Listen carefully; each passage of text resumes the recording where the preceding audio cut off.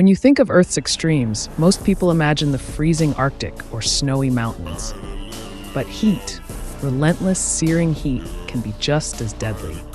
Welcome to Death Valley, California, the hottest place on Earth ever recorded.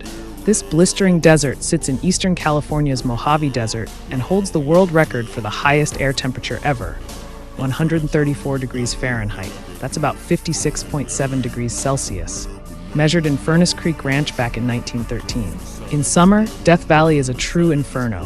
Roads can melt tires, your shoes can sink into soft, baking asphalt, and stepping outside without water is a gamble with life itself. Visitors are warned every year.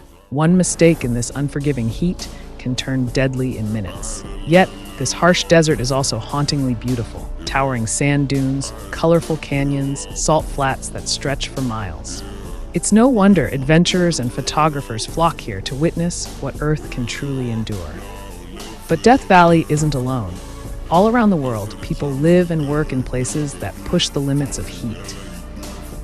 You know that saying about how it's hot enough to fry an egg? Well, how about Death Valley, in the middle of a heat wave, at the middle of the day, it's nudging 52 Celsius. So let's see what happened. I had this pan ready. It's been out for about 35 minutes, just to be scientific about it all.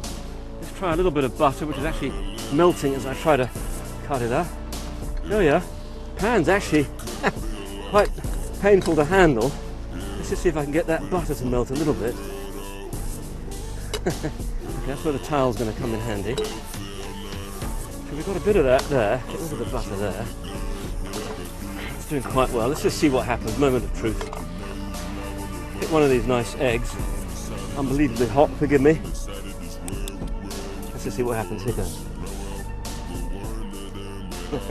Really kind of nothing actually. You know, the science says that the proteins in an egg don't properly cook till they reach 70 Celsius. I'm not giving you the numbers in Fahrenheit because I don't quite get them. But here we are at 52 Celsius, just using the towel again. And actually, nothing much is happening, disappointingly.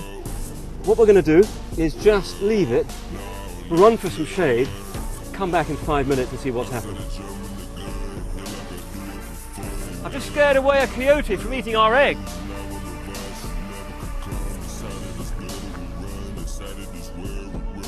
Well, that was lucky. We were just giving the egg 10 or 15 minutes to try and cook, and that coyote came along, but we managed to get rid of it. Ow! That's silly. Well, what do we got here? We've got the beginnings of some of the egg white just starting to cook. No sign of the yolk really doing anything. It's had 15 minutes. I wouldn't eat it. Would you eat it? I'm not sure. If you were really, really hungry, you might let this just cook along another, 20 minutes. But it's way too hot to do that. I'm off. Take Albuquerque, New Mexico, known for its blazing sun and record-breaking highs in the American Southwest. Or the Heisester Ort der Welt, the hottest place in the world, used by German travelers to describe scorched deserts like Iran's Lut Desert, where satellite readings have captured surface temperatures over 159 degrees Fahrenheit. What ties these places together is one simple truth. They remind us how small we are next to nature's raw power.